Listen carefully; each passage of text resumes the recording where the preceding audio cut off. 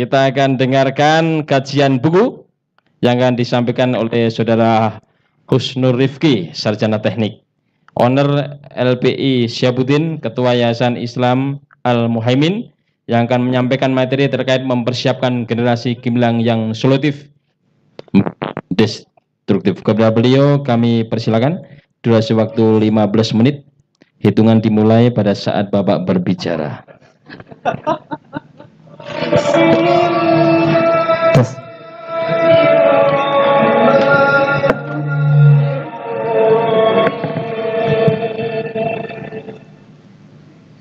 Assalamualaikum warahmatullahi wabarakatuh.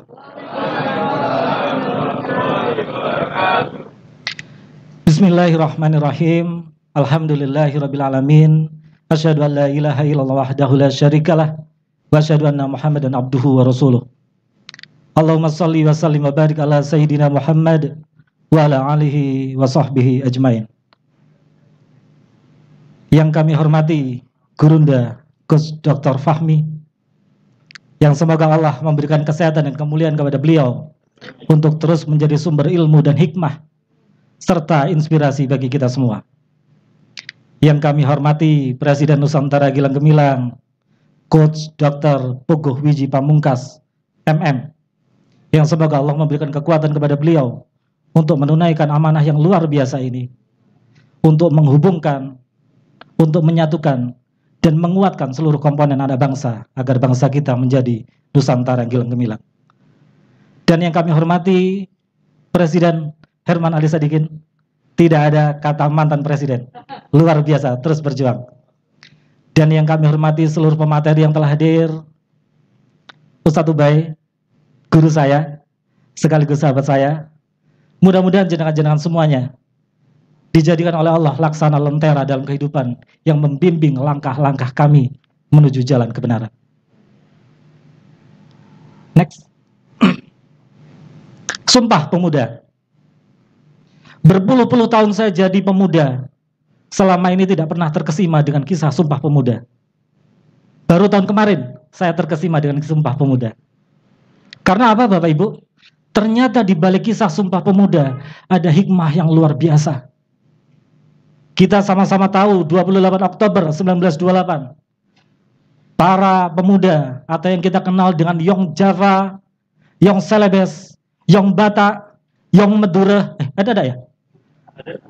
Kita anggap ada, Yong Madura dan Yong-Yong yang lainnya, mereka menempuh jarak dari seantero Nusantara menuju tanah Jawa, dan mereka melakukan Kongres Pemuda yang kedua 1928 dari antero Indonesia datang ke tanah Jawa, tentunya menggunakan moda transportasi yang tidak semudah ada saat ini. Mereka melakukan Kongres Pemuda dan mereka menghasilkan sumpah yang sangat luar biasa.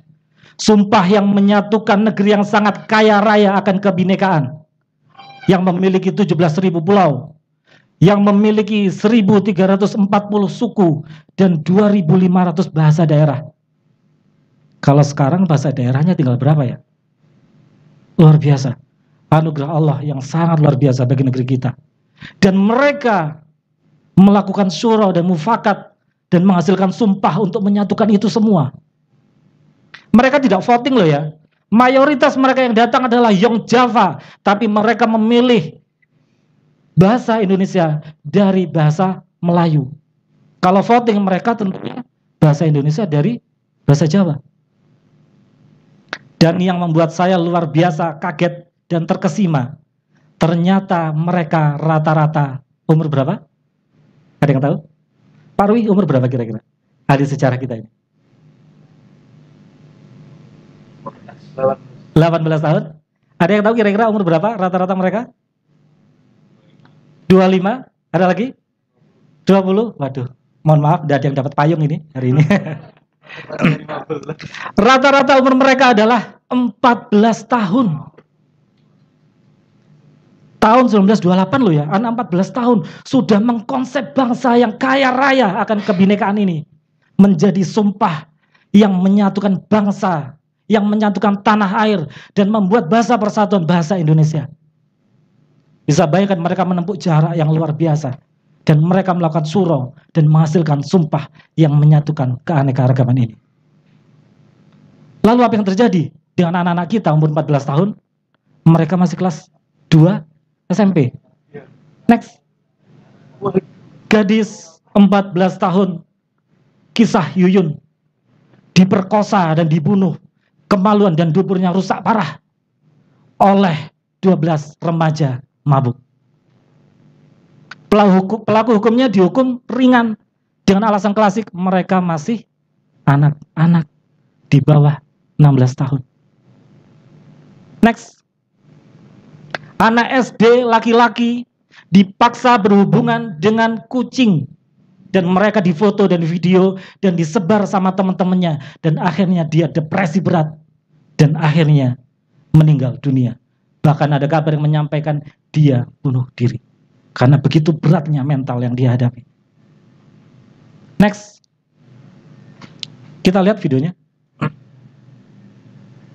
Itu perempuan itu, anak itu yang masih 7 tahun itu dipepet di sekolah. Mereka bergiliran yang 8 tahun. Dan itu penetrasi ya. Jadi bukan hanya sekedar gesek-gesek. Bagaimana mau lakukan ini? Dia bisa jelaskan, enggak kok, saya hanya pegang-pegang, saya hanya masukkan 2 kali. Tertawa-tertawa. Karena yang anak korban setengah mampus kan. Podcast terbaru Deddy Kobuser bersama Komnas Perlindungan Anak menceritakan seorang gadis umur 7 tahun diperkosa oleh 3 orang temannya yang umur 8 tahun sampai penetrasi tadi katanya. Dan pelakunya cengenges-cengenges seakan-akan tidak melakukan sebuah kesalahan. Auzubillahi min dzalik. Next. Dispensasi nikah Jawa Timur. Mari kita lihat videonya. 15.212.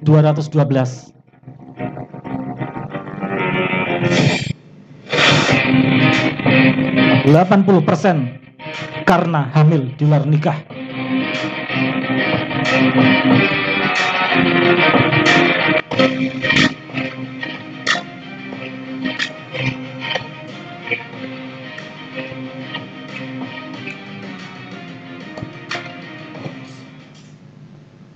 (15.212) mengajukan dispensasi nikah dan 80%-nya karena hamil di luar nikah di Jawa Timur. Ini kita masih ngomong yang perempuan loh ya. Yang laki-laki berarti 24.000 yang sudah melakukan hubungan seksual di bawah umur di luar nikah. Ini kita masih ngomong yang hamil loh ya. Kalau yang belum hamil masih proses. Berapa? Lebih besar lagi. Dan ini kita masih ngomong fenomena gunung es loh ya. Belum semuanya loh ya. Dan artinya jauh lebih besar lagi. Auzubillah min dzalik, subhanallah. Mudah-mudahan Allah memberikan perlindungan kepada kita, anak-anak kita, murid-murid kita, saudara kita. Amin ya rabbal alamin. Next. Dan luar biasanya Bapak Ibu sekalian saya hormati, Malang Raya juara 1 tingkat provinsi. Kemarin kita viral Ponorogo, ternyata Ponorogo hanya urutan 28. Kabupaten Malang, nah ini bagi Ibu Kepala Desa dan yang lainnya, di lingkungan kita ternyata kita juara 1 tingkat provinsi loh. Bukan dalam prestasi, tapi dalam kondisi yang mencemaskan ini.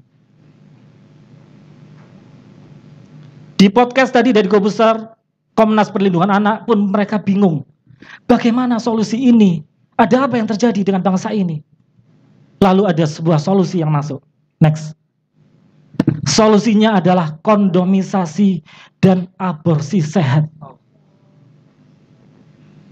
Ketika solusi ini diberikan dan kita seandainya diam saja dan itu dilegalkan oleh negara kita, maka kita akan menyaksikan seorang ayah berkata kepada anaknya, "Nak, kalau kamu sudah kepingin banget hubungan seksual, ini loh kondom.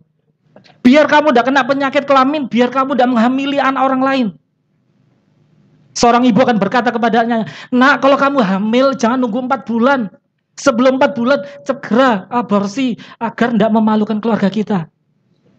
Apakah kita mau yang seperti ini? Banyak aktivis muslim yang menolak usulan ini. Banyak psikolog muslim, banyak para pemuka-pemuka agama yang tidak terima dengan solusi ini. Meskipun mereka sudah sendiri juga bingung. Terus solusinya apa? Ketika nafsunya besar, pengendalian tidak ada, lalu apa solusinya? Oke, mari kita lanjutkan. Kenapa semua ini terjadi? Ternyata karena ada makhluk baru yang bernama remaja. Remaja adalah sebuah konsep yang tidak pernah ada di dalam konsep Islam dan tidak pernah ada dalam pendidikan manapun. Karena pendidikan hanya mengenal pedagogik dan andragogik. Pendidikan untuk anak dan dewasa. Tidak ada pendidikan untuk remaja. Dan anehnya baru ada di akhir abad 19. Makhluk baru. Entah alien dari mana ini. Next. Remaja adalah sudah baligh tapi belum akil. Baligh adalah kedewasaan fisik dan akil adalah kedewasaan akal untuk mengendalikan mental. Kalau fisiknya dewasa, hormonnya akan dewasa, nafsunya akan dewasa dan memuncak. Dan ketika tidak diimbangi dengan akil, maka tidak ada pengendalian untuk mengendalikan nafsu. Dan itu terjadi dalam rentang waktu yang sangat lama.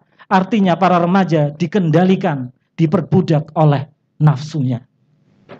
Next. Dan penelitian dari Ustadz Adian Urusfi, penulis dari buku ini adalah, saat ini anak-anak kita balik umur 9 tahun. 9 tahun sudah menstruasi, 9 tahun sudah mimpi basah. Dan akilnya umur 25 tahun, artinya 16 tahun fase remaja. Tahun 2035, anak-anak kita akan balik umur 7 tahun dan akil umur 30. Rentang waktu mereka diperbudak oleh nafsu 23 tahun. Next. Kenapa itu semua terjadi? Yang pertama, overnutrisi. Mungkin banyak makanan yang kita berikan kepada mereka. Mungkin makanannya haram. Mungkin makanannya tidak thayyibah. Yang kedua, stimulasi via mata dan telinga. Gadget merajalela informasi yang belum waktunya masuk ke otak-otak mereka. Dan membangkitkan hormon mereka. Yang ketiga, mager. Apa Bu? Makan pager. Bukan ya? Malas gerak. Yang keempat, dimanja dan full fasilitas. Mereka tidak pernah dilatih mentalnya. Mereka tidak pernah dilatih dengan kesulitan-kesulitan karena mereka dimanja dan penuh dengan fasilitas. Dan yang kelima, hilangnya peran ayah dalam pendidikan anak. Next. Dan luar biasanya negara kita juara 3 dunia sebagai negara yang kehilangan figur ayah dalam keluarga. Sang ayah sibuk dengan bisnisnya, sang ayah sibuk dengan mencari uang, tapi tidak sibuk membersamai anaknya. Bukankah kita sama-sama di Al-Quran ada 5 tokoh parenting dan 5-5-nya adalah ayah, bukan ibu. Sekarang banyak ayah yang mempasrahkan pendidikan anaknya pada ibunya dan ibunya memasrahkan pendidikannya pada sekolahnya. Dan sekolah tidak bisa berbuat tegas karena takut dihukum pidana. Maka anak-anak kita menjadi lemah. Next. Maka ingatlah pesan dari sahabat Ali radhiyallahu anhu karamallahu wajhahu. 0 sampai 7 tahun jadikanlah mereka raja, penuhi haknya, tunjukkan Allah Maha Pengasih dan Penyayang kepada mereka, tunjukkanlah ayah dan ibu adalah sangat sayang dan sangat cinta kepada mereka. Umur 8 sampai 14 tahun jadikanlah mereka laksana budak dan tawanan.